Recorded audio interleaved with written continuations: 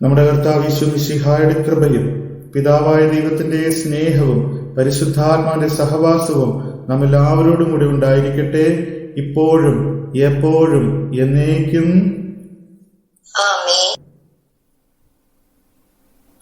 യോഹന്നാന്റെ സുവിശേഷം 6-ാം അധ്യായം 60.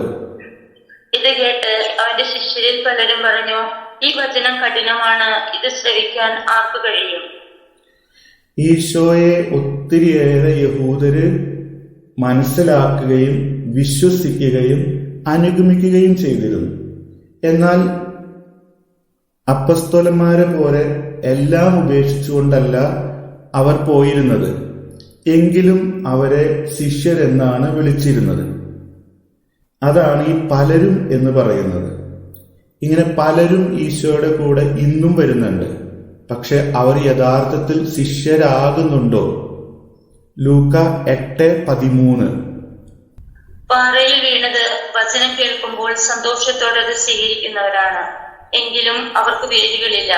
അവർ കുറെ നാളത്തേക്ക് വിശ്വസിക്കുന്നു, എന്നാൽ പ്രലോഭനങ്ങളുടെ സമയത്ത് അവർ വീണുപോകുന്നു. എസെക്കിയേൽ 33:31-32.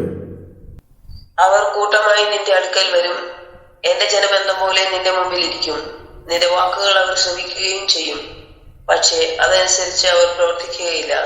കാരണം തങ്ങളുടെ അതിരുകൾ കൊണ്ട് അവർ അതിയായ സ്നേഹം കാണിക്കുന്നു. അവരുടെ ഹൃദയം സ്വാർത്ഥലാഭത്തിൽ ഉറച്ചിരിക്കുന്നു.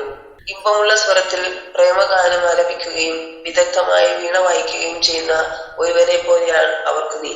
കാരണം നിന്റെ വാക്കുകൾ അവർ കേൾക്കുന്നു, എന്നാൽ അവർ അത് അനുവർത്തിക്കുന്നില്ല. ശിഷ്യരുടെ സംഖ്യയല്ല, ശിഷ്യരുടെ വിശ്വസ്തതയാണ് ശരിക്കും ഈശോ ആഗ്രഹിക്കുന്നത്. 1 കൊരിന്തോസ് 4:1-2.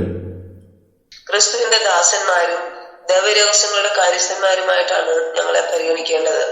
കാര്യസ്ഥന്മാർക്ക് വിശ്വസ്തത കൂടിയേ തീരൂ. വെളിപാട് 17:14b. ഇവർ കുഞ്ഞാടിനോട് യുദ്ധം ചെയ്യും, കുഞ്ഞാട് അവരെ കീഴ്പ്പെടുത്തും. എന്തെന്നാൽ അവൻ നാഥന്മാരുടെ നാഥനും രാജാക്കന്മാരുടെ രാജാവുമാണ്. അവനോട് കൂടെയുള്ളവൻ വിളിക്കപ്പെട്ടവരും തെരഞ്ഞെടുക്കപ്പെട്ടവരും വിശ്വസ്തരുമാണ്. വെളിപാട് 2:10b. നീ ഉടനെ സഹിക്കാനിരിക്കുന്നവയെ ഭയപ്പെടരുത്. നിങ്ങളിൽ ചിലരെ പിശാച് തടവിലാക്കിയിരിക്കുന്നു. അത് നിങ്ങൾ പരീക്ഷിക്കപ്പെടുന്നതിനാണ്. 10 ദിവസത്തേക്ക് നിങ്ങൾക്ക് ഞെരുക്കമുണ്ടാകും. മരണം വരെ വിശ്വസ്തനായിരിക്കുക. ജീവന്റെ കിരീടം നിനക്ക് ഞാൻ നൽകും. ഇനി നമ്മൾ ഇവിടെ കാണുന്ന ഒരു വാക്കാണ് കഠിനമാണെന്നുള്ളൊരു വാക്ക്. എന്തുകൊണ്ടാണ് അവർക്ക് ഈശോയുടെ വചനം കഠിനമായി തോന്നിയത്? 2 കാരണത്താലാണ്.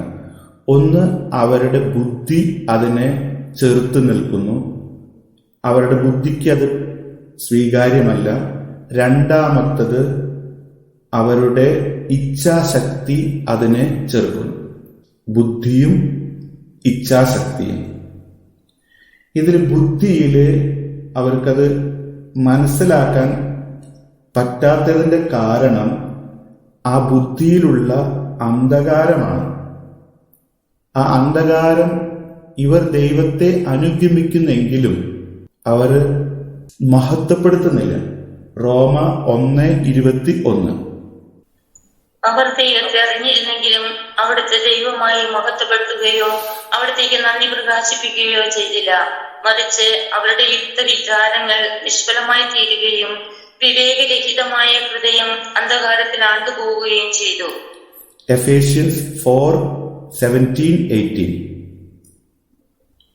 കർത്താവിൽ ഞാൻ നിങ്ങളോട് ഉറപ്പിച്ചു പറയുകയും സാക്ഷ്യപ്പെടുത്തുകയും ചെയ്യുന്നു, നിങ്ങൾ ഇനി ഒരിക്കലും വ്യർത്ഥ ചിന്തയിൽ കഴിയുന്ന വിജാതിയരെ പോലെ ജീവിക്കരുത്. ഹൃദയകാഠിന്യ നിമിത്തം അജ്ഞത ബാധിച്ച അവർ ബുദ്ധിയിൽ അന്ധകാരം നിറഞ്ഞ് ദൈവത്തിന്റെ ജീവനിൽ നിന്ന് അകറ്റപ്പെട്ടിരിക്കുന്നു.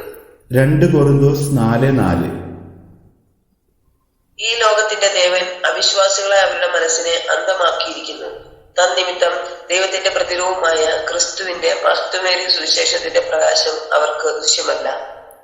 ജ്ഞാനം 2:21.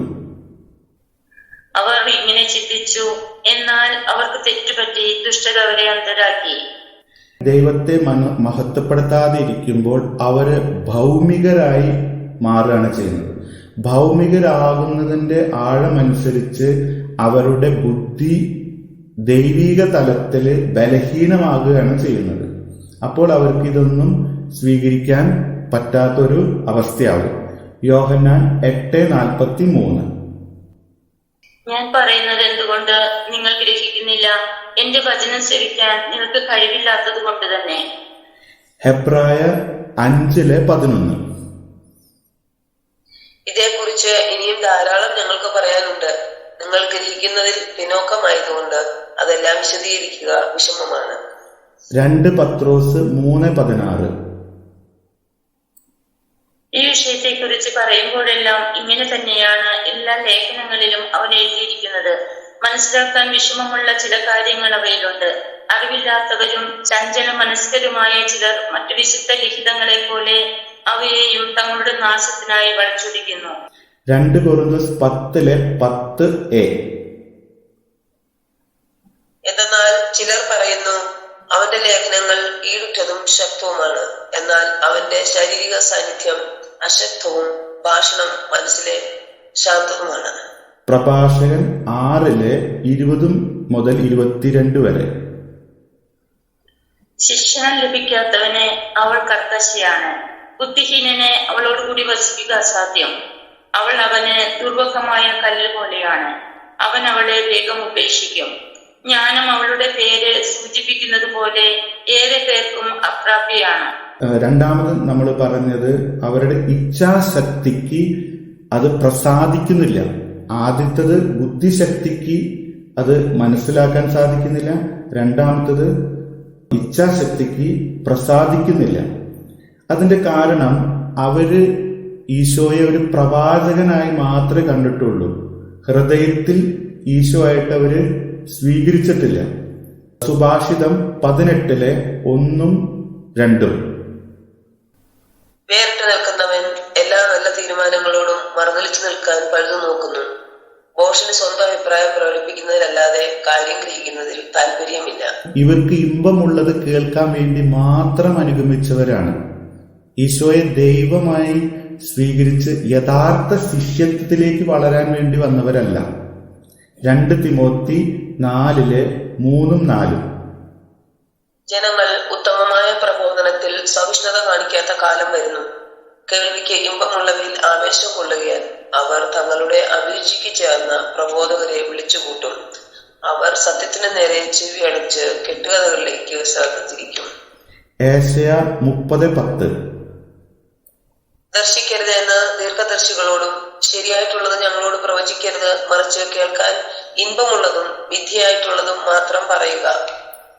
ശിഷ്യത്വത്തിന്റെ പാതയില് മുന്നോട്ട് പോകുമ്പോൾ നമുക്കും ഇങ്ങനെ ഒരു അവസ്ഥ ചില സമയങ്ങളിൽ കടന്നു വരാം.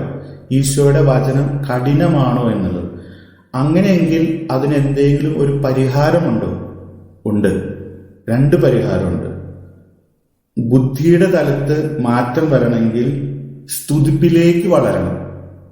അതാണ് റോമ 4:20 പറയുന്നത്. വിശ്വാസമില്ലാത്തവനെ പോലെ ദൈവത്തിന്റെ വാഗ്ദാനത്തിനെതിരായി അവൻ ചിന്തിച്ചില്ല, മറിച്ച് ദൈവത്തെ മഹത്വപ്പെടുത്തിക്കൊണ്ട് അവൻ വിശ്വാസത്തിൽ ശക്തി പ്രാപിച്ചു. ഇച്ഛയുടെ തലത്തിൽ മാറ്റം വരണമെങ്കിൽ സമർപ്പണമാണ് വേണ്ടത്. ലൂക്ക 1:38. മറിയം പറഞ്ഞു, ഇതാ കർത്താവിന്റെ ദാസി, നിന്റെ വാക്ക് എന്നിൽ നിറവേറട്ടെ. അപ്പോൾ ദൂതൻ അവളുടെ മുമ്പിൽ നിന്ന് മറഞ്ഞു. ഇങ്ങനെ നമ്മൾ സ്തുതിപ്പിലും സമർപ്പണത്തിലും വരുമ്പോൾ മാതാവിന്റെ കൃപ, അത് ലൂക്ക 2:19, 2:51 നമ്മിലും സംഭവിക്കും. മറിയമാകട്ടെ ഇവയെല്ലാം ഹൃദയത്തിൽ സംഗ്രഹിച്ച് ഗാഢമായി ചിന്തിച്ചുകൊണ്ടിരുന്നു. പിന്നെ അവൻ അവരോടൊപ്പം പുറപ്പെട്ട നസ്രത്തിൽ വന്ന് അവർക്ക് വിധേയനായി ജീവിച്ചു.